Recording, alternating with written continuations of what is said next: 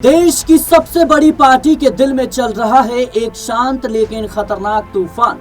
जी हां, बीजेपी की कुर्सी जिस पर बैठना किसी सपने से कम नहीं, अब सबसे बड़ा सवाल बन चुकी है। जेपी नड्डा की विदाई की तैयारी चल रही है, लेकिन सवाल यही है कि आखिर अगला कौन?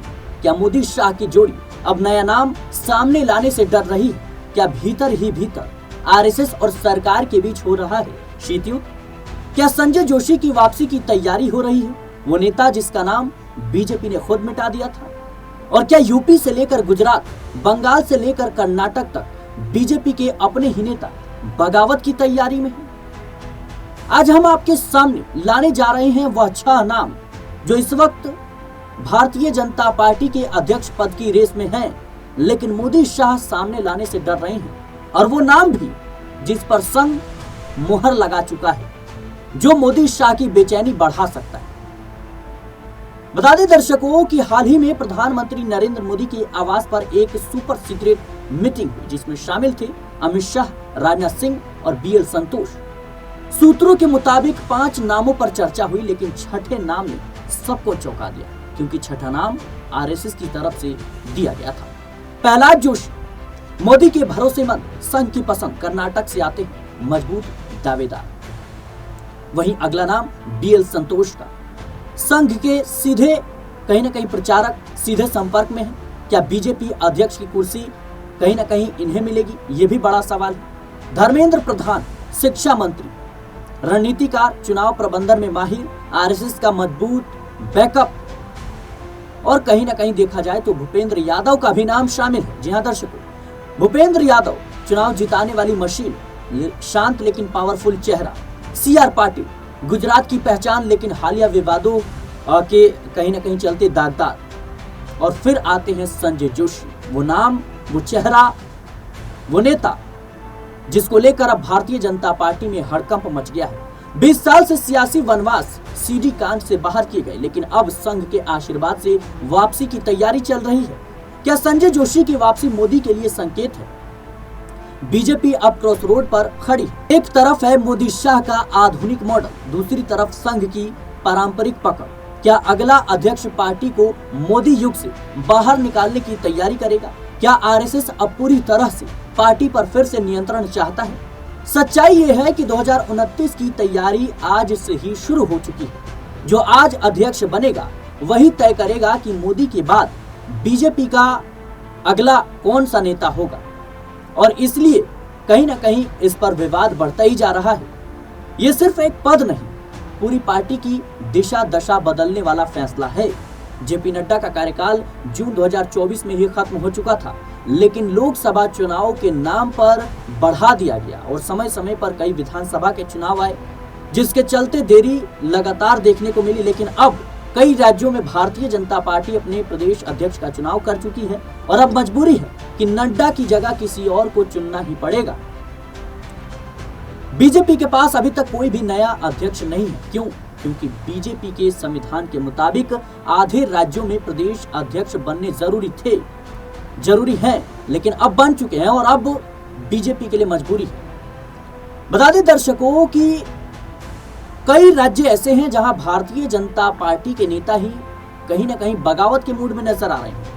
आप देखिए मध्य प्रदेश में, जहां खुद बीजेपी के विधायक अपनी सरकार पर हमलावर हैं। भ्रष्टाचार, भेदभाव और मनमानी की शिकायतें दिल्ली तक पहुंच चुकी हैं। बढ़ती शिकायतों की वजह से यहां हालात बिल्कुल भी अच्छे नहीं नजर आ रहे हैं। केंद्रीय नेतृत्व के दखल के बाद ही चीजों को सुलझाया जा सकता है और इसलिए पार्टी कहीं ना कहीं कह सकते हैं कि चुनौतियों का सामना कर रही है।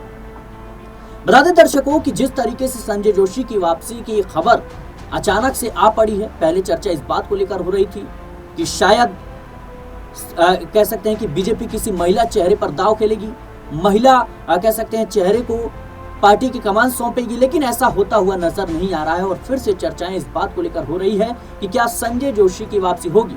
खबर यह भी है कि आरएसएस चाहता है, मोहन भागवत चाहते हैं कि संजय जोशी जैसा चेहरा ही, जो बिल्कुल बेबाक अंदाज में अपनी राजनीति करे, जो मोदी शाह ही नहीं बल्कि किसी से ना डरे और जरूरत पड़े तो हर फैसला सोच समझ कर ले, ऐसे चेहरे की जरूरत है, ना कि किसी और ऐसे चेहरे की जो किसी के इशारे पर काम करे। यानी सीधे तौर पर अगर हम ये कहें तो मोदी शाह के आगे पीछे घूमता नजर आए। और यही वो बड़ी वजह है कि संजय जोशी जैसा नाम, जिनका विवाद प्रधानमंत्री मोदी से देखने को मिलता रहा है, जब प्रधानमंत्री मोदी गुजरात की राजनीति में सक्रिय थे, मुख्यमंत्री हुआ करते थे, और अब यह समय आ गया है कि जेपी नड्डा के बाद कौन होगा नया राष्ट्रीय अध्यक्ष, इसका चुनाव करना ही पड़ेगा, क्योंकि कई राज्यों में प्रदेश अध्यक्ष का चुनाव हो चुका है। बीजेपी के लिए मजबूरी है और सामने है बिहार चुनाव। बिहार चुनाव काफी ज्यादा इंपॉर्टेंट है भारतीय जनता पार्टी के लिए, और कहा जाए तो नए प्रदेश अध्यक्ष के, माफ कीजिएगा, नए राष्ट्रीय अध्यक्ष के नेतृत्व में ही बिहार चुनाव की तैयारी होगी। इसके साथ ही उत्तर प्रदेश में 2027 में विधानसभा के चुनाव है, 2026 में पंचायत चुनाव है, और बंगाल में भी चुनाव की तैयारियां चल रही हैं। कई राज्यों में विधानसभा के चुनाव है, और यही वो बड़ी वजह है कि लगातार इस बात की चर्चा हो रही है कि आखिर किसे राष्ट्रीय अध्यक्ष बनाया जाए जो आरएसएस और बीजेपी दोनों से कहीं ना कहीं एक संवाद बना के रखे, तालमेल बना के रखे। बता दें दर्शकों कि जिस तरीके से संजय जोशी की वापसी की खबर सामने आ रही है, खबर यह भी है कि मोदी शाह संजय जोशी के नाम पर सहमत नहीं हो रहे हैं, क्योंकि संजय जोशी का क्या इतिहास रहा है ये किसी से छुपा नहीं है। जोशी वो नेता माने जाते हैं जो किसी से कहीं ना कहीं पीछे नहीं हटते, किसी को भी आग दिखाते हैं, और प्रधानमंत्री मोदी से तो उनका शीत युद्ध किसी से छुपा नहीं है।